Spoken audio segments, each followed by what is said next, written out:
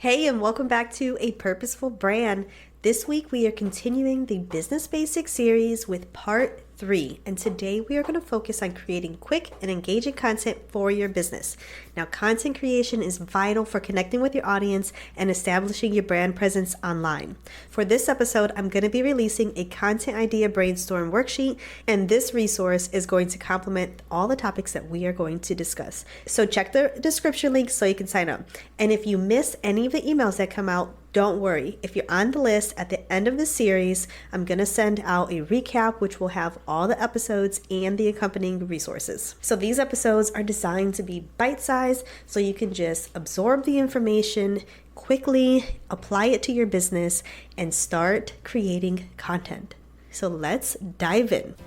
Hey friend, thanks for tuning in to A Purposeful Brand Podcast, a space where faith and entrepreneurship come together to ignite your purpose. If you're a Christian mom who dreams of building a business that not only thrives, but aligns with your faith and allows you to stay home with your kids, well, you found your tribe. I'm your host, Jessica, and each week we're diving deep into the world of purpose-driven entrepreneurship. In each episode, we chat about topics like faith-infused business strategies, time management, identifying your unique gifts, practical tips to help you build a purposeful brand, and having heart-to-heart conversations with successful Christian women who've walked the path you're on. Get ready to fuel your journey with faith, purpose, and unstoppable drive. Let's empower you to use your God-given gifts, make an impact for the kingdom, and live a life of fulfillment. So stay tuned, because this is where faith meets business and where your entrepreneurial dreams fuel your God-given mission.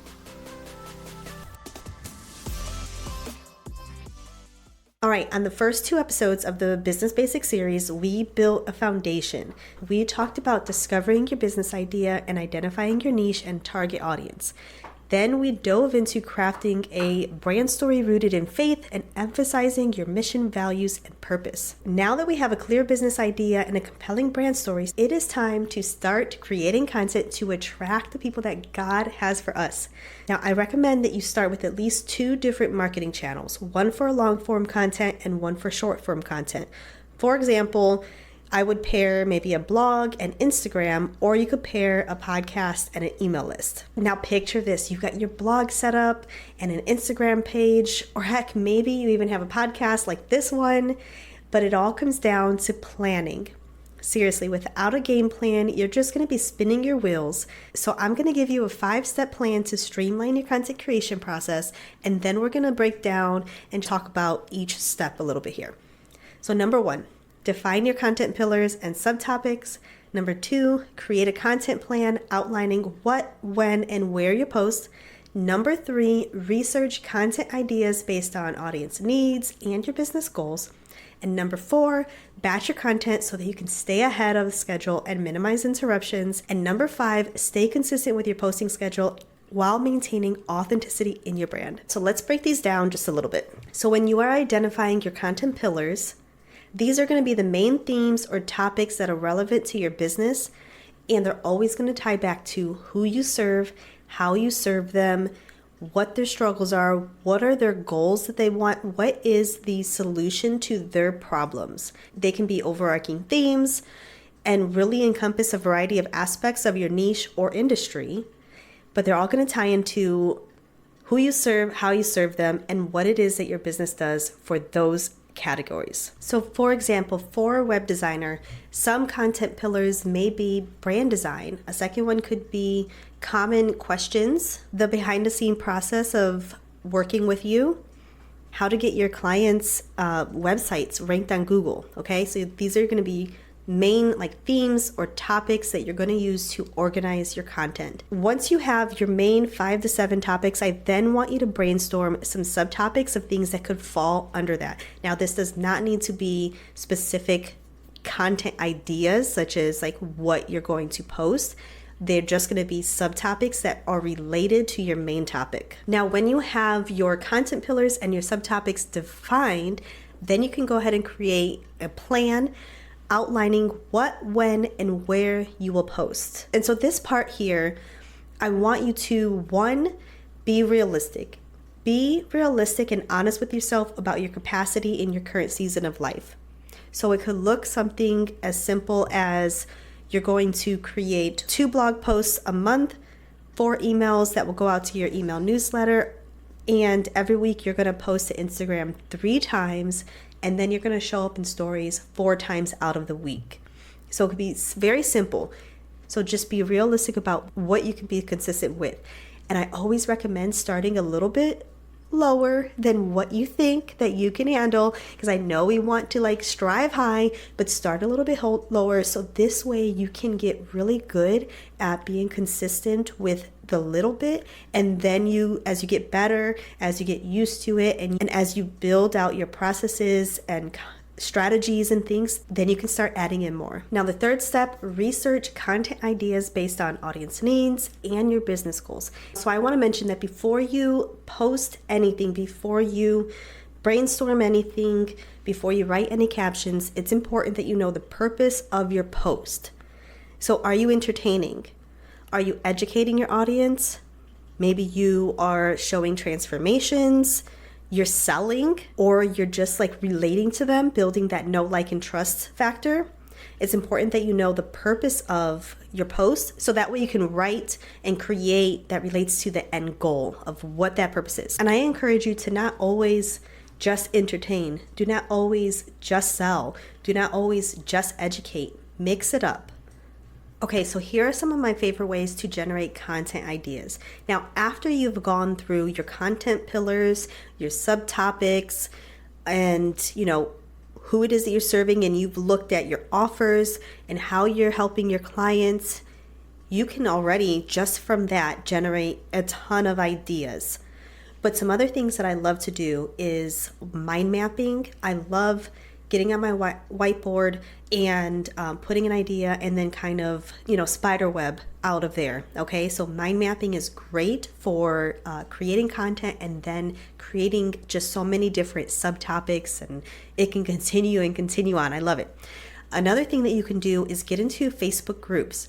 So you can go into Facebook groups and you can put your keyword, if you're a web designer, you can put web design, web designer in the search box and see what people are asking, see what questions they have, what their concerns are, what their problems are, and use that to generate topic ideas, do market research, and see how it relates back to your ideal client, who it is that you're serving, how you serve them, and the transformation that you're giving them. Another thing that you can do is go into Instagram and find larger accounts that are serving similar audiences and have similar offers that you do.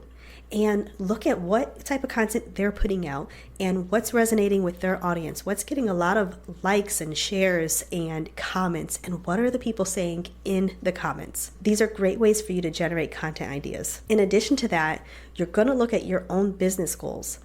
If you know that you have a launch coming up in 30 days, you know that you need to create content that is related and tailored to that launch so that you can draw people in. Hey friend, quick interruption here. If all of this sounds like a lot, if you are still racking your brain about how to create content and what are my exact pillars going to be, I would love to work with you and help brainstorm with you and narrow down your content creation process, what you're going to be talking about and who you're going to be serving and your audience and all of the fun things that can come from running a business and serving the people that God has called you to serve. Book a clarity call in the description to see how we can work together. All right, now back to the episode. And then number 4 is batch your content.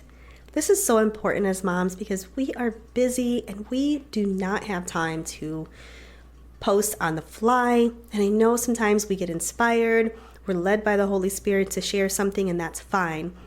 But I truly believe that as busy moms in business, we need to have a plan ahead of time, and it's important to batch. Even if you're batching just a week ahead or a month ahead, batching is just going to save you so much time, and it's going to help you stay on track so that you're reaching your goal. So I found this interesting, and it says that the average person is interrupted 31.6 times a day.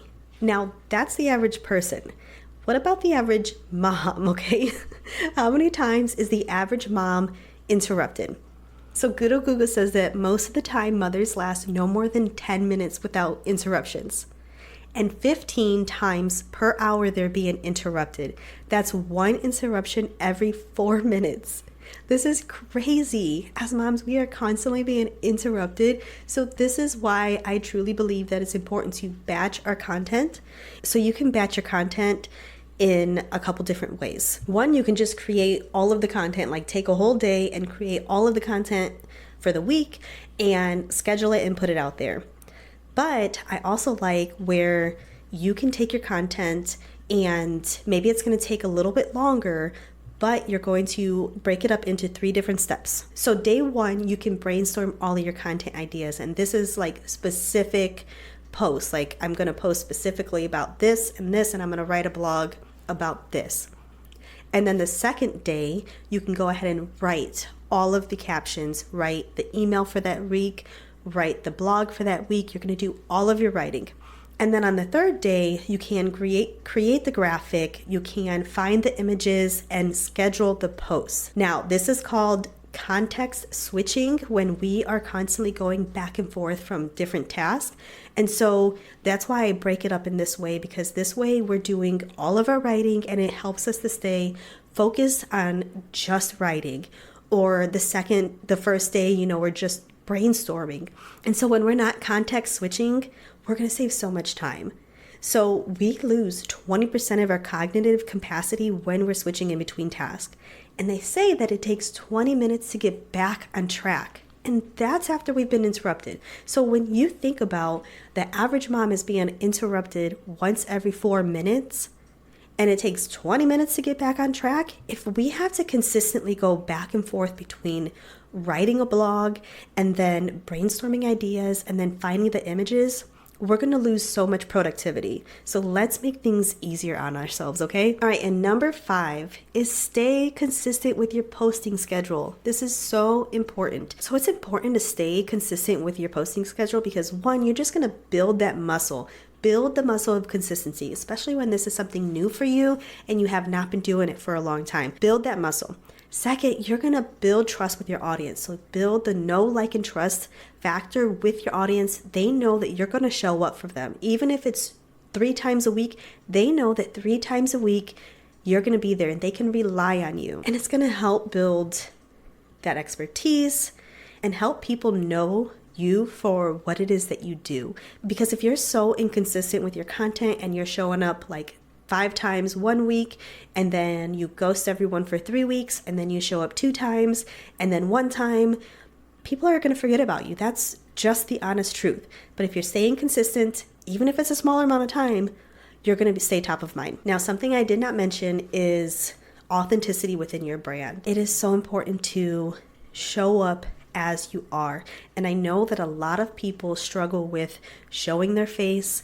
They struggle with being open with others and just putting themselves out there. But if you are not being true to yourself and who it is that God made you to be and how you are uniquely created, beautifully created, then you're going to have a really hard time attracting the people that He's called you to serve. So I've got 2 bonus tips here for you. First one is to keep things simple. Focus on the 1 or 2 marketing platforms initially and build from there. And then the second is regularly evaluate your content strategy so you can adapt to changing audience preferences, business goals, pivots, and things like that. Check in and see what is working and what is not working. So just a really quick recap. Here is the 5-step plan to streamline your content creation process. 1, define your content pillars and subtopics. 2, create a content plan outlining what, when, and where you post. 3, research content ideas based on audience needs and your business goals. 4, batch your content to stay ahead of schedule and minimize interruptions. 5, stay consistent with your posting schedule. Don't forget to join the email list so that you can get the resources mentioned in this episode. Next week, we're going to be discussing marketing strategies tailored to busy mom schedule. So until next time, God bless. All right, so that's a wrap for today's episode. I pray this episode blessed you, and I hope you found some inspiration and strategies in here to help you create content with ease as a mom in business. If you enjoyed this episode and found value in it, will you do me a favor and leave a review? Your reviews truly help this podcast reach more amazing women like you. So head to Apple and just leave a review. It takes like 30 seconds to do it, and it would truly just bless me so much. And here's another fun way that you can show your support for the podcast. Take a screenshot of this episode and share it in your Instagram stories. Tag me at jessican.solis so I can connect with you and reshare your stories. Remember, your journey is unique, your gifts are powerful, and your faith is your greatest asset. So until next time, keep dreaming big, taking inspired action, and living out your calling.